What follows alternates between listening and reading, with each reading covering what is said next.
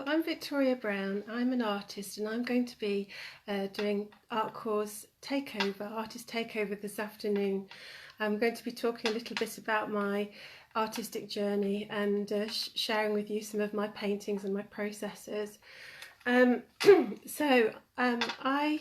based in Derbyshire. I live very close to Derby. We live on a farm. My husband's a farmer, and so I've been here for about 5 years now.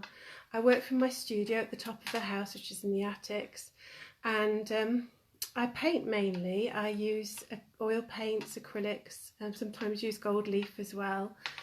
I was born in this area. I was born in Draycott, which is a little village between Nottingham and Derby. So I am very local to this region.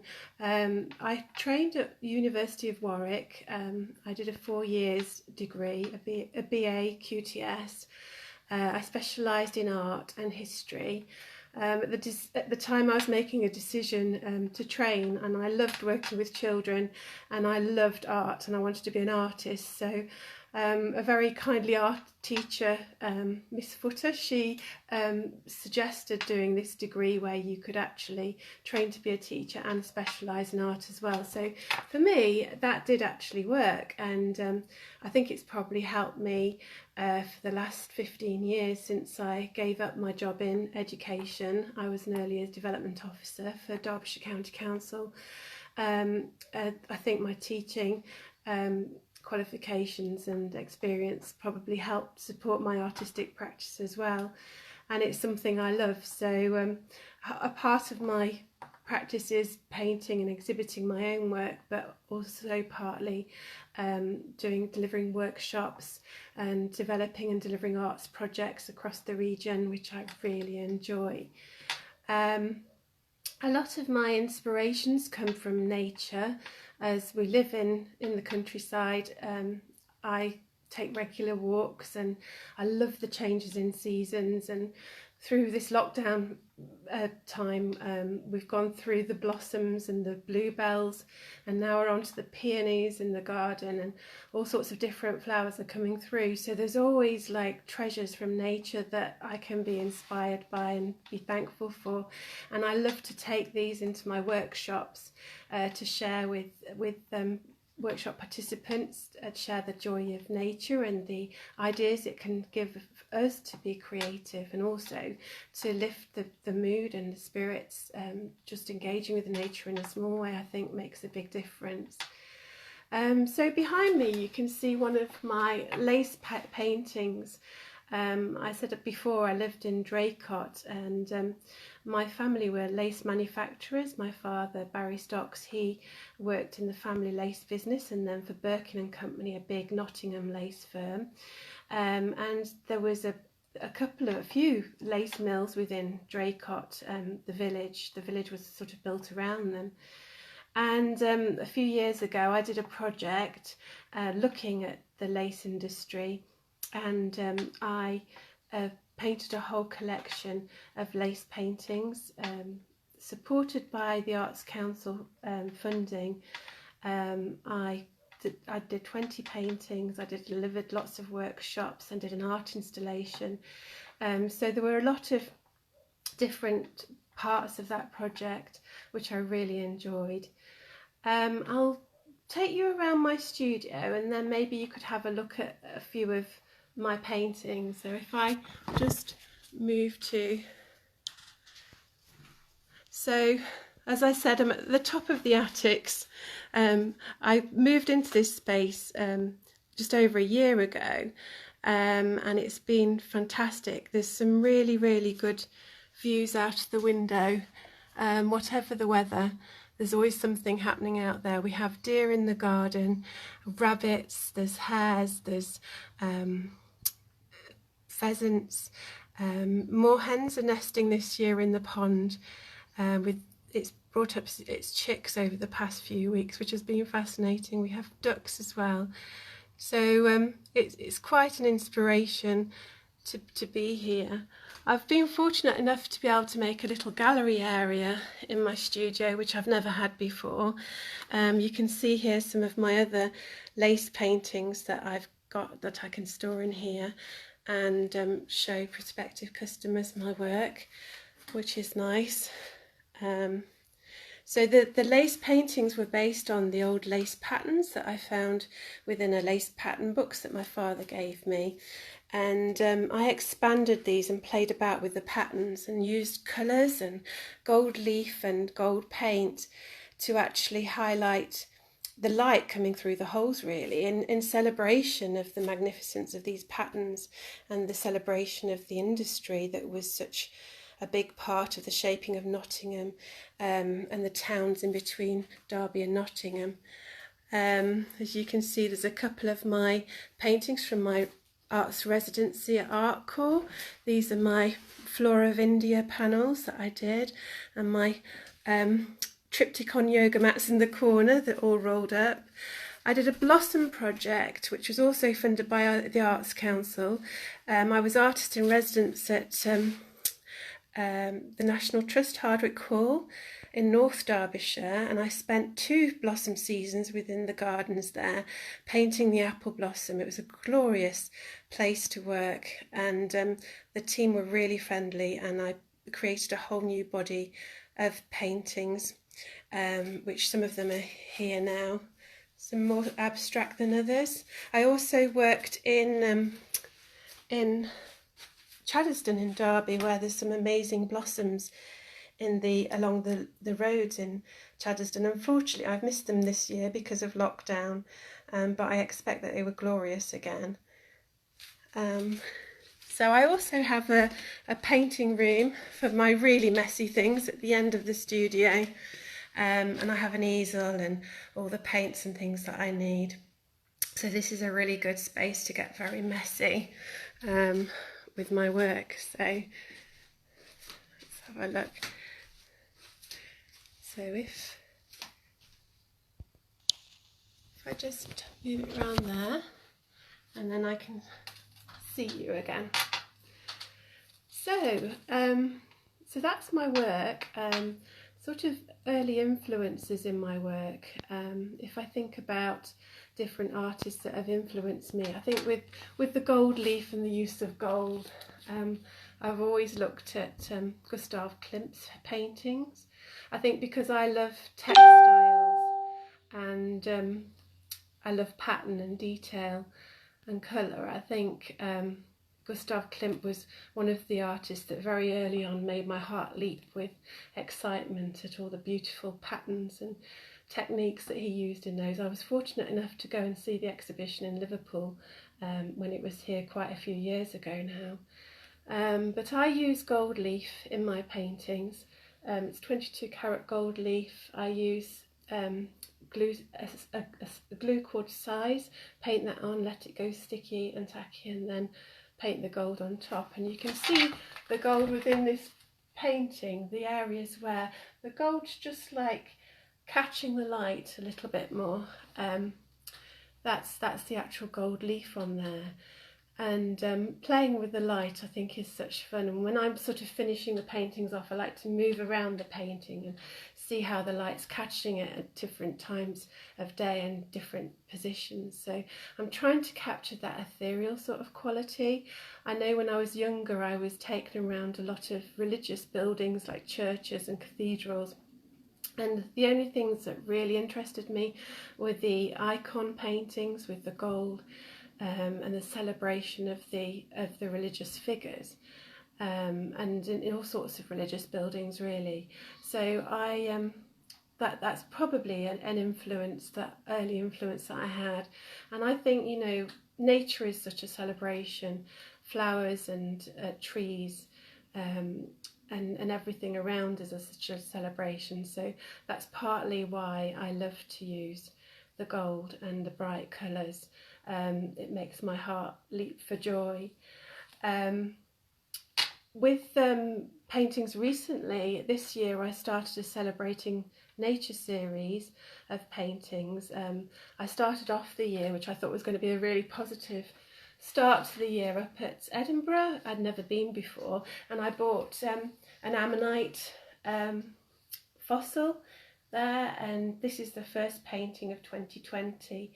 I actually used some Caran d'Ache crayons to draw the ammonite first, and then painted the blossoms.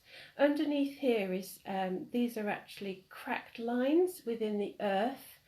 I'm quite interested about Lee, the different patterns in nature and different forces in nature, and I was quite interested about the energy within these with these force lines, and wanted to position the fossil above it.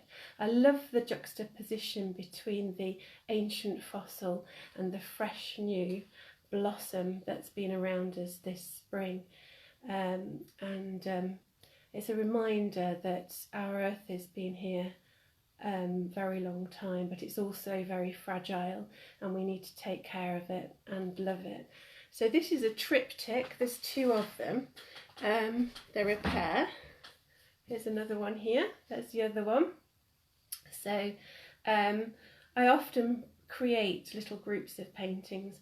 I think these paintings are definitely sisters. They're not the same, they're just similar, but they're different in some ways too. So they went into exhibition. I'm a member of Melbourne Arts Festival, and we had an exhibition, the Melbourne Group of Artists, at the beginning of the year in February, called New Beginnings, which was very successful, and it's a wonderful group of artists that meet regularly. I've also, during lockdown, started a new series of paintings called The Five Elements. Within my workshops, I've increasingly become more interested in arts, health and well-being. I've been delivering the Creative Living Arts Project for 2 or 3 years now, and it's been a really interesting project, and I've absolutely met some wonderful people. The aim of the project is to engage the over 55s with creativity in their own homes, within residential homes and villages. So I've been to several different homes now and engaged with people that live there, and aim to set up an art group. I've been going in for at least 12 weeks, sometimes it's been up to 8 months, and I've made a lot of friends and hopefully inspired people to be creative. So every week we've worked on a different themes.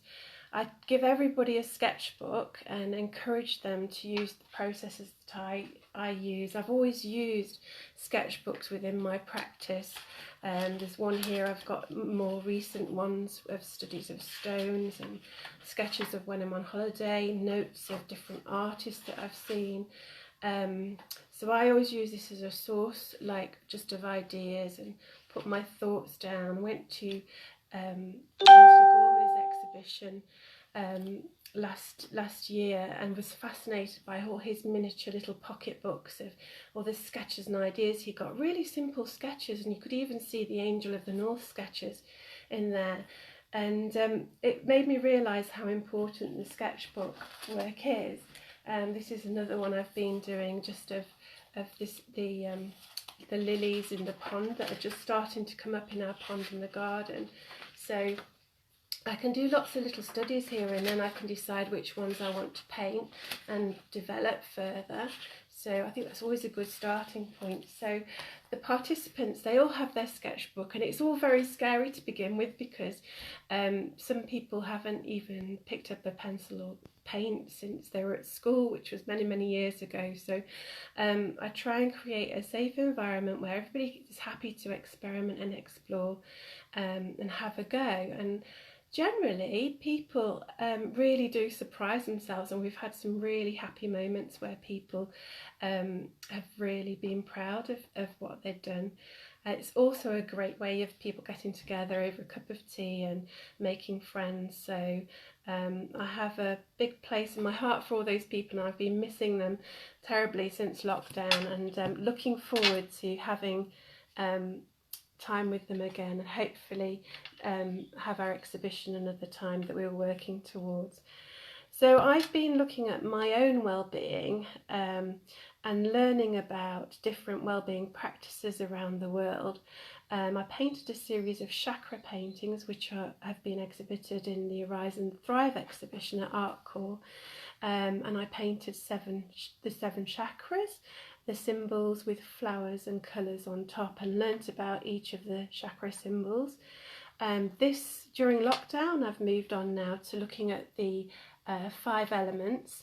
I've painted the yin and yang symbol with rainbow light around it. I think there's rainbows everywhere at the moment, so I think I've probably been inspired by that.